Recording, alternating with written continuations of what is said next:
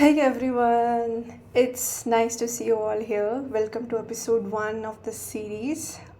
This series is going to be named something beauty standards and understanding beauty. I am super excited because today we are diving into something that's been on my mind for a while.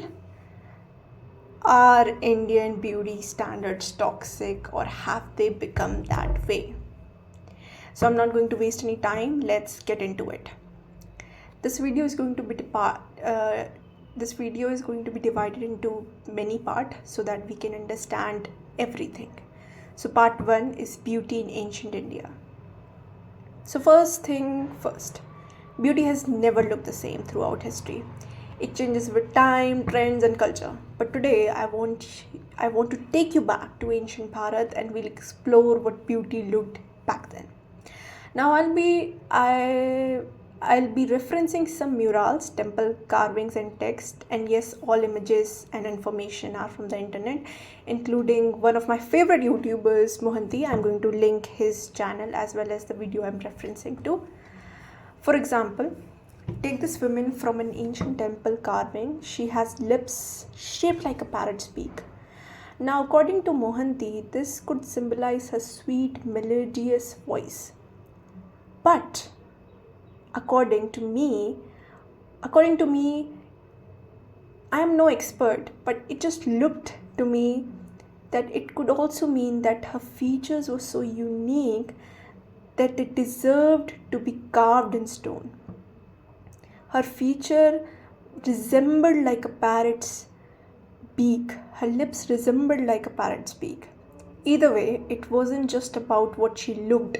It was about what she expressed. She expressed her voice, her presence, her skills.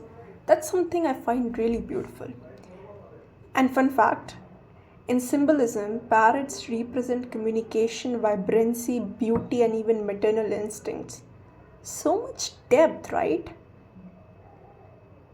And also, it's just not about what she looked like.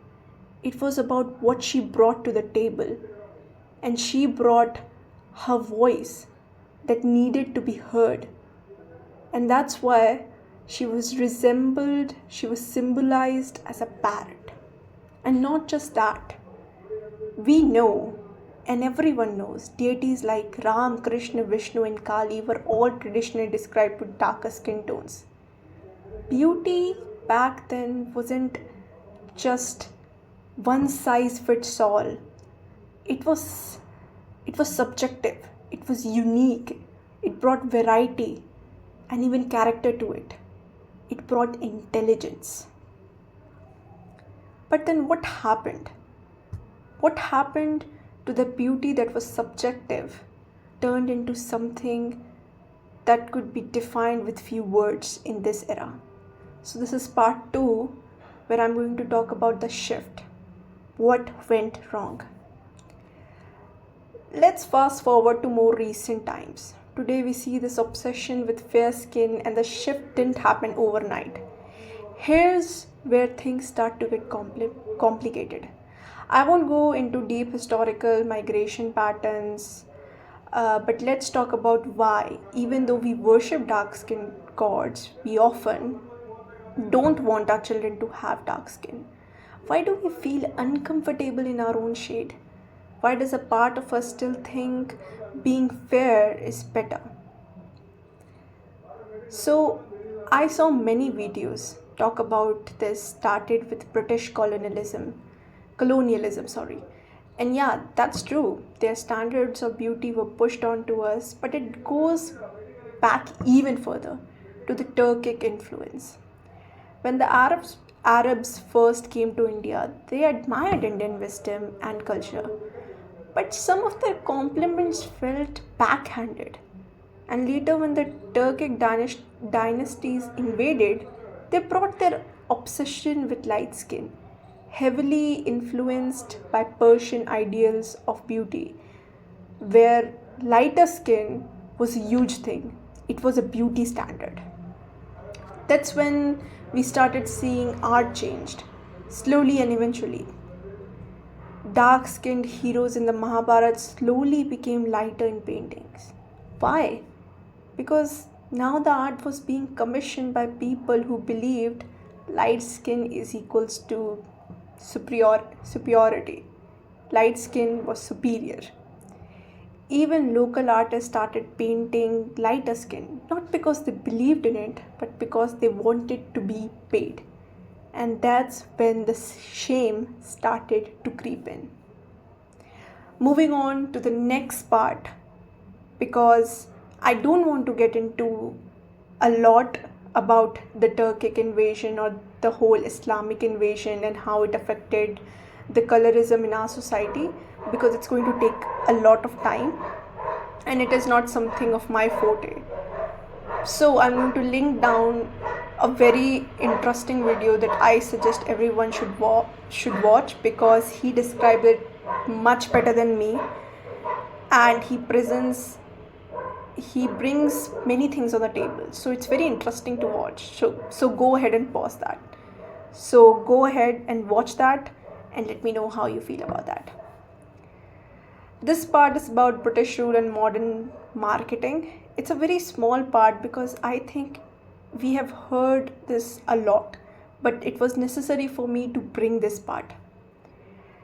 Now came the British with yet another layer of colorism, and if that wasn't enough, we now have modern industries, beauty brands, filters, and social media continuing the same narrative.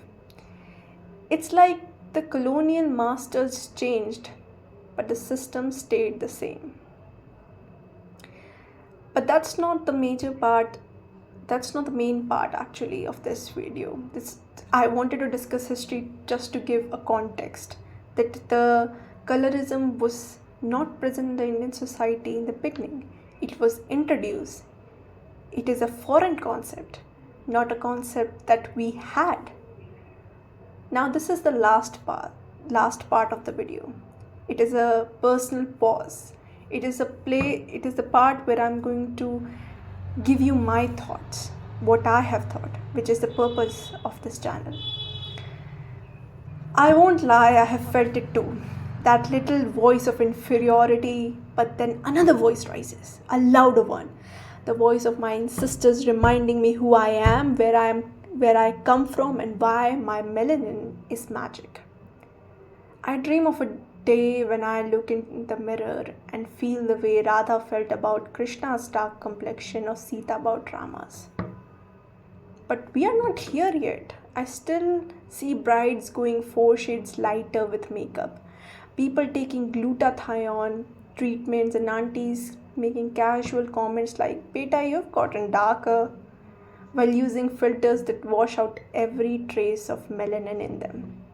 That hurts. That hurts a lot actually. But here's the good part. I also see change. I see South Asian women leading shows in Hollywood. I see our oiling hair routines. I'm so sorry. I'm going on a rant and I'm just so excited and feel so proud of it actually. I see our oiling hair routines, once made fun of, becoming a global wellness trends. I see people reclaiming their brown skin, just not enough in Bollywood. But that's another topic for another video. From snowy tips of the north to the sunny beaches of the south, and all the way from west to east, our land is a rainbow of skin tones. It was never about comparison, it was always about celebration. Let's raise a generation that doesn't just tolerate their skin, but loves it. That loves at their reflection and sees power, pride, and beauty. Let's remind ourselves, in ancient Bharat, color never defined worth, and it shouldn't now either. If this video moved you even a slight bit or got you thinking, let me know in the comments. And if you'd like another video diving deeper into ancient Indian portrayals of beauty, I'd love to do that. And just think of it, people. My thoughts are very limited because I want this video to be of 10 to 11 minutes, not more than that. But every day we wake up and we wish that we were someone else. Every day we wake up and we want to be richer, we want longer hairs, we want straight hair, or we want curly hair. We always want to be someone else. Why do we want to be someone else? Then why can't we be what we are? It is about having that unique feature in you. If world would be same, it would be boring. So think about it. If we accept the fact that I am not going to be same as the person in front of me, then why my skin tone, the way I talk, the way I feel be same to the person in front of us? So until next time, stay bold, stay brown, and stay beautiful. Thank you, everyone.